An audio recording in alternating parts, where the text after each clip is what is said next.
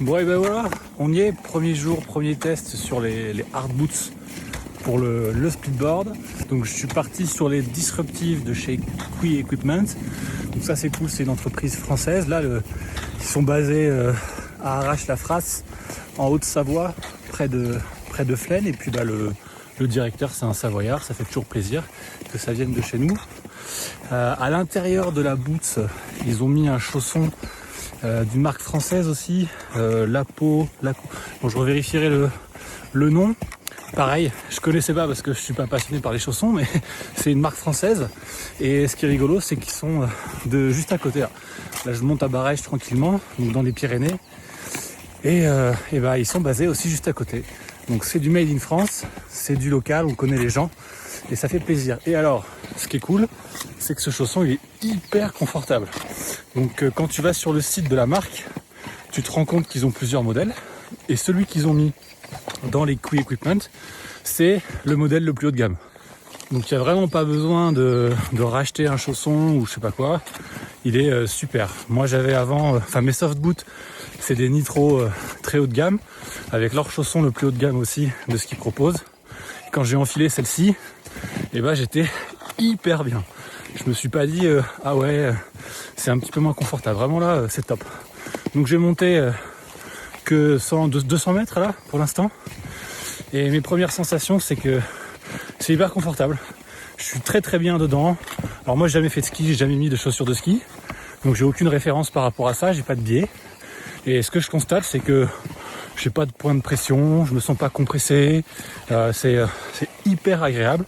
Et surtout là, la longueur de pied que j'ai, la libération de la cheville qui est beaucoup plus basse.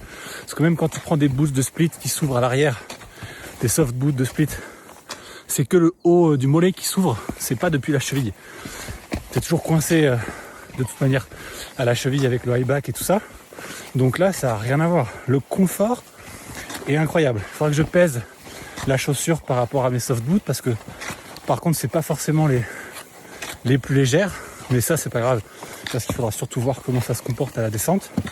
Mais ce qui est sûr, c'est que mon setup, au final, il est plus léger parce que la fixation de descente, elle est dans mon sac à dos. Elle est sur mes épaules, donc je la sens moins que si elle était à mes pieds. Et donc rien que ça, au niveau de la légèreté, la facilité du pas, je le sens. Je le sens dès le début. Je sens aussi que j'ai, petite conversion ratée, que j'ai plus d'accroche, je suis plus stable, je me sens mieux sur mes skis. Et c'est les mêmes qu'avant, ils sont toujours aussi larges qu'avant. J'ai pas changé de split, j'ai une solution 162 wide pour aller avec mes grands pieds. Hop là, pour aller avec mes grands pieds. Donc ça marche très bien. Donc pour l'instant, les sensations à la montée, c'est génial, vraiment génial. Voilà, donc je vais monter tout ça avec le système Spark qui va me permettre, comme j'ai déjà les pucks, déjà d'économiser un peu d'argent. Et puis si je veux remettre mes soft boots, je pourrais le faire très rapidement, juste en changeant l'accroche ici. Voilà. Super agréable aussi les heel raisers là pour les talons. Ils sont vraiment top. Moi j'étais habitué à un heel raiser qui était sous la chaussure en marche. Et c'est quand même beaucoup plus confortable quand c'est sur la planche pour aller les chercher et tout. Et bon, je sais qu'il y a des systèmes de split qui sont déjà comme ça. Donc voilà, mais en tout cas, je suis content d'avoir ce système. J'ai vraiment hâte de voir ce que ça va donner à la descente. La neige est un peu dure. Donc forcément, à la descente, ça va moins pardonner les erreurs. Neige dure, boots rigides, grosse réactivité de quart, front, back et tout ça. On va voir ce que ça va donner. Parce que je suis un snowboarder tranquille. Je m'y suis mis tard, donc je suis pas une rockstar. Juste, j'adore ça. Allez, je ferai le débrief après. Puis de toute façon, je pèserai tout ça, le setup chez moi, pour faire le compte rendu final. Ouais, voilà, je suis à peu près à la moitié de l'ascension, de la montée. Et l'update de mes sensations sur ces hard boots, c'est que c'est game changer. C'est incroyable la différence à la montée, à quel point c'est plus facile. La cheville force moins, on glisse moins, c'est moins lourd, ça glisse mieux. Même l'axe de rotation qui est plus en avant et bas sur la chaussure. Je sens toutes ces différences-là, je les sens. Donc je comprends un peu mieux mes amis skieurs et surtout pourquoi j'en chie autant quand j'ai débuté avec eux. Il y avait quand même une vraie différence. Donc je suis super excité de continuer de découvrir ces hard boots, quoi. Être un hard booteux et de voir à la descente ce que ça donne. Il reste ça maintenant. Le boss, pic du midi. Et on est prêt. Le mode descente. Alors, hop, ça c'est cool, c'est bien resté protégé. Tac, boum. Pas que j'oublie, hein. Tac. Quelque chose me dit que je serre trop. Quelque chose me dit que je serre trop. Faut y aller. Faut y aller. Allez, je vais chausser là.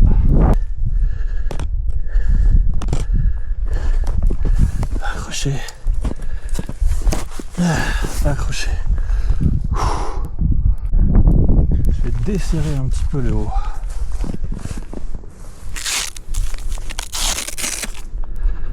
Tac. Ouais. Ça va être mieux.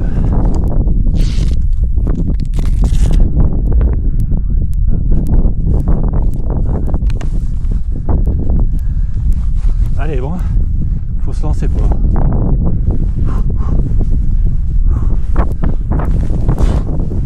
Youhou. Ok, ça va, je survis. Oh merde, j'ai oublié les gants. Hop là. C'est nickel. Ouh.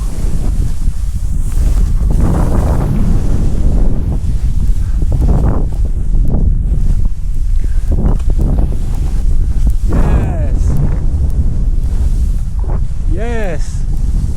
Yes. Trop cool. Wouh.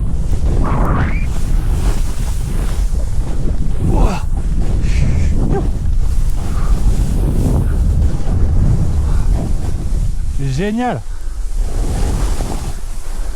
Ah, trop bien.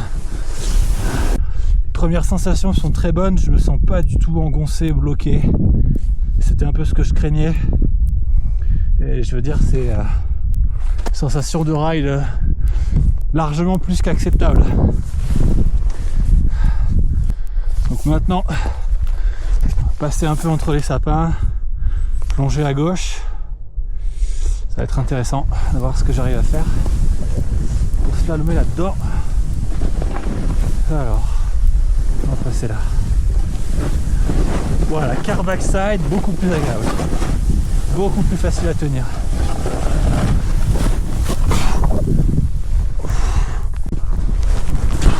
Nickel. Mais c'est trop bien. Ah, je suis trop content. J'avais tellement envie d'aimer ça que j'avais un peu peur d'être déçu à la descente. Et c'est pas le cas. Donc c'est trop bien. Shit. Bon, on va déchausser. Fastoche.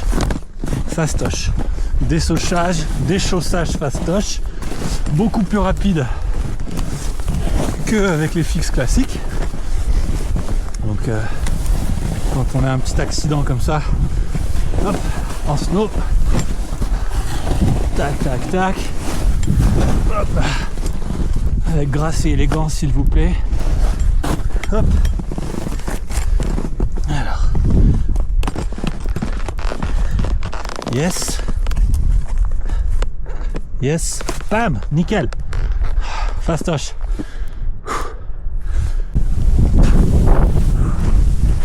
Hop. On va faire le foufou.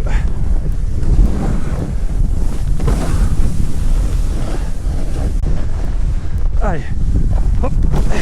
Wouh.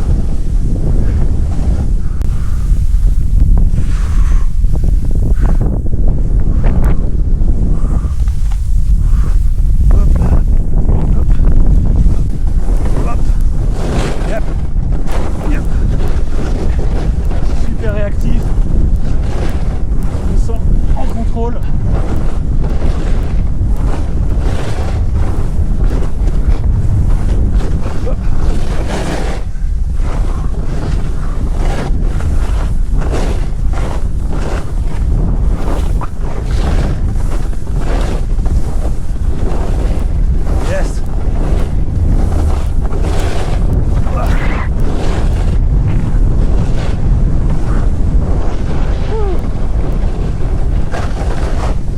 Donc ça y est, la première sortie est terminée, j'ai pu finir mon test. Ça c'est le chausson dont je parlais à la montée, voilà, de chez Palo, le chausson haut de gamme, très chouette.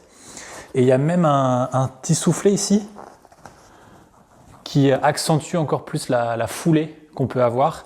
Et moi qui n'étais pas habitué, puisque voilà, splitboard classique, c'est vrai que c'est super agréable d'avoir ce grand pas. Et au-delà du côté confort, si on revient un peu à mon domaine aussi de biomécanique, physiologie, vu que je suis préparateur physique, et bien quand on allonge le pas, on a un relâchement du tendon d'Achille, du mollet, en allant plus vers l'avant. Et ça permet une meilleure circulation des petits métaboliques qu'on a accumulés durant les différentes contractions musculaires, le pas juste avant. Et donc ça fait une meilleure récupération des tissus entre chaque pas.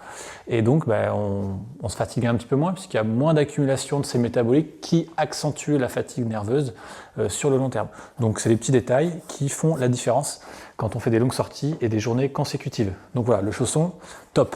Et il est complètement formable à la chaleur, là, fitting, il faut que j'aille le faire bientôt. La botte, la voilà. Bon, de toute façon, vous pouvez voir sur internet, je ne vais pas m'attarder dessus, mais très cool avec les straps. Et donc surtout, on est là pour peser. Donc si je compare, j'ai la petite balance de cuisine, la botte en tant que telle, 1,55 kg. Ok. Si je rajoute la fixe, hop, 1,97 kg. Ok. Maintenant, si je prends ma boot de snow, 1,37 kg. Donc voilà, la boot est un petit peu plus lourde de presque 200 grammes. Ok. Et si je rajoute ça, 2,15 kg. Donc le setup complet, il est plus lourd. Alors il en existe des plus légères, là c'est les Spark Nitro verticales que j'avais pris, elles sont super bien parce qu'en fait il y a des fils de métal qui sont rajoutés dans les plastiques qui les rendent plus résistants, donc ça niveau sécurité, casse et tout ça en rando c'est quand même cool. Et il y a un petit peu de mousse ici pour le confort, donc il en existe des plus légères, mais celles-ci je les adore, je les recommande chaudement pour ceux qui veulent. Voilà, le strap aussi est super confortable et un peu plus lourd que ce qu'on peut trouver dans d'autres. Donc je suis d'accord qu'on peut faire plus léger, mais très bien. La grosse différence de toute manière, c'est que ça, je l'ai plus au pied à la montée, puisque comme je disais, hop, c'est dans le sac à dos. Très bien, on a vu pour le poids. Donc si je montre un peu maintenant le débattement qu'on a avec le pied, et là, grand débattement, donc c'est super agréable. Ok, donc qu'est-ce que j'en ai pensé? Bon, je pense qu'il n'y a pas de débat à la montée. Pour moi, c'était game changer. C'est fou. Non seulement j'ai moins lourd aux pieds, donc j'étais moins fatigué, j'ai monté plus que ce que je pensais. À la base, je suis parti sur cette idée des hard boots parce que ça fait plaisir à personne. Aucun snowboarder n'a envie de passer sur des hard boots tout seul de lui-même comme ça. Donc moi, ce qui m'a donné envie, c'est une orthopathie chronique dont j'ai du mal à me débarrasser au niveau du tendon d'Achille et du tendon quadricepital, juste au-dessus de la rotule. Et j'ai vu Krister Kopala, le snowboarder, qui explique que lui, il est passé sur les hard boots parce qu'en fait, le splitboard avec les soft boots, c'était dur sur son corps. Il parle notamment de son tendon d'Achille, de ses genoux et de son bas du dos. Et c'est évident, en fait, on force en permanence beaucoup plus, sur les chevilles aussi.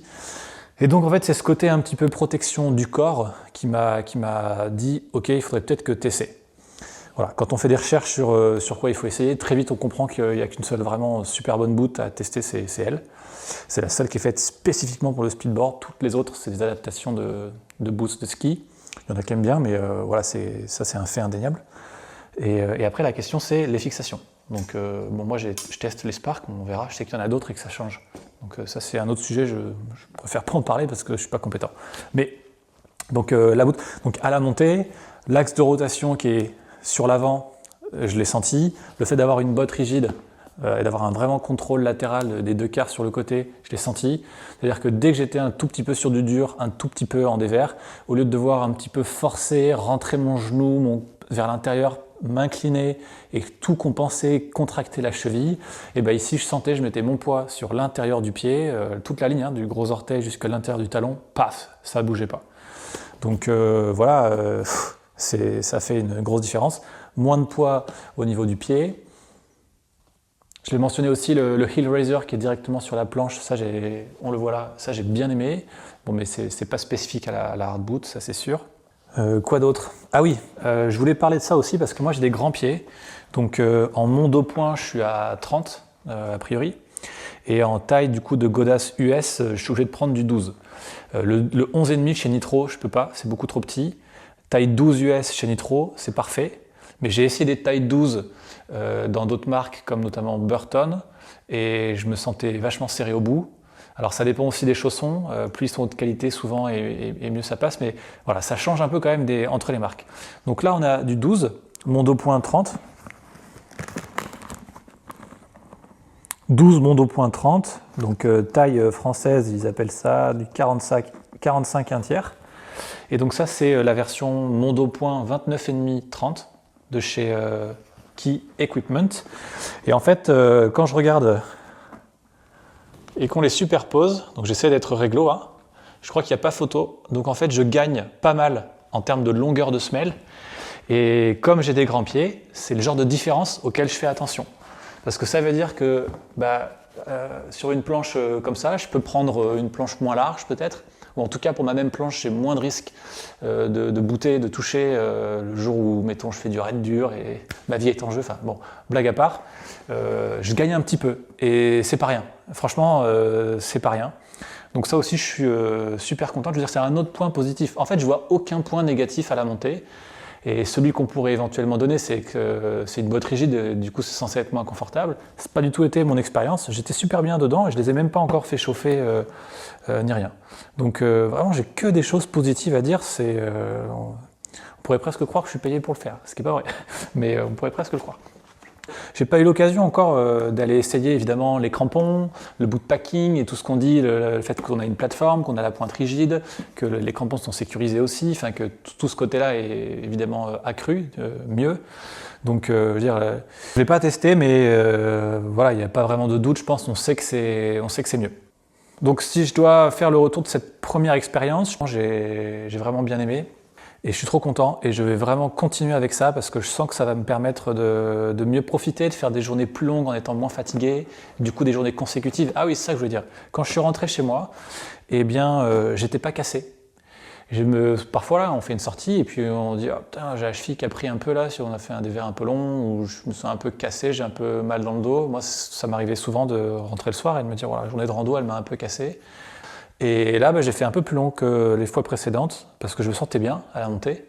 Et en rentrant chez moi, je me suis pas dit en sortant de la voiture là, après 2 heures de route de rentrer à la maison, je me suis dit au contraire, s'il fallait ressortir demain, go, je suis chaud, je me sentais vraiment bien. Donc, et ça c'est aussi un gros gain dont peut-être on ne parle pas parce que pouvoir faire des journées plus longues, enchaîner les jours quand la neige est bonne, quand c'est le week-end, quand on part en vacances, quand on part en trip, c'est pas rien, tu vois, tout ça, pour moi, c'est pas rien. Mais ce qui m'a vraiment motivé à la base, c'est être moins violent sur mon corps. Et ça remplit ça, donc j'ai super hâte de continuer à faire toutes mes sorties avec. J'ai fait cette première test tout seul parce que je voulais pas être un boulet ou galérer si j'étais avec des copains et tout. Et là, je suis confiant pour, dès la deuxième, me dire pas de problème, hein, je sors avec vous. J'ai pas l'impression que ma descente était affectée, que j'étais moins précis, moins en contrôle. Je suis descendu pareil que si j'avais eu mes soft boots, quoi. Je me suis senti bien, je me suis pas senti mal à l'aise, à part sur les premiers virages où j'étais un peu crispé et tout. Je voulais voir comment ça se passait, mais puis ça a été très bien. Voilà. La seule personne pour qui peut-être c'est pas adapté, ça va être celle qui fait du freestyle. Ça, du coup, j'ai cru comprendre que voilà, ceux qui font un peu de freestyle, qui veulent faire des petits 3-6 et des petits trucs en backcountry et compagnie, ce qui n'est pas du tout mon style. Voilà, et peut-être lui je peux comprendre qu'il a envie de rester sur une soft boot. Moi j'en suis pas là, c'est pas mon truc, donc il n'y a pas de problème. Et trop hâte de continuer. Je ferai une vidéo à la fin de l'hiver pour dire un peu ce qui s'est passé, parce qu'en gros la botte là, celle-ci elle est aux alentours de 600 €, un peu moins dans ce modèle là, un peu plus dans le modèle édition limitée Chris Coppola, qui a un plastique plus léger et une botte Vibram, et peut-être d'autres trucs, mais en tout cas c'est ce que j'ai vu sur le site. Donc ça c'est la normale. Et je ferai un petit retour après une saison, ce que j'en ai pensé. Mais je suis content parce que j'avais un peu peur à la descente, forcément comme tout le monde, passer sur des bottes rigides, tout le monde, soit les gens sont pro hard boot, soit ils sont complètement jamais de la vie, je suis pas skieur et tout ça. Donc c'est dur de se faire sa propre idée, et puis ça représente quand même du coup 600 balles. Tout le système pour changer, c'est pratiquement 600 balles, donc on en est à 1200 € d'investissement juste pour l'idée de tester les hard boots, c'est pas anodin. Donc voilà, je voulais faire cette petite revue très humblement, juste pour aider, si quelqu'un est dans la même situation que moi, qu'il hésite, et qu'il n'hésite pas, sauf s'il est freestyler, mais sinon qu'il n'hésite pas, c'est game changer et pas de problème à la descente. Et je pense qu'il faut quand même se laisser plusieurs sorties pour affiner les réglages, éventuellement, si on est en positif, négatif, de tester du positif pour avoir le genou qui rentre un peu plus facilement. Il y a peut-être des petites choses comme ça à tester pour soi, différents réglages ici, tout ça, des réglages à tester pour soi. Mais sinon, globalement, si tu te posais la question, si tu hésites, si tu as des douleurs, si tu n'arrives pas à faire des journées aussi longues ou consécutives, ça vaut le coup de se lancer. Moi, je ne regrette pas. Et je suis trop content, et c'est pour ça que je voulais le partager dans l'esprit de soutenir notre petite communauté de splitboarders français. Donc on se revoit à la fin de l'hiver pour un détail de tout ce que j'aurais pensé de ça avec plus d'expérience.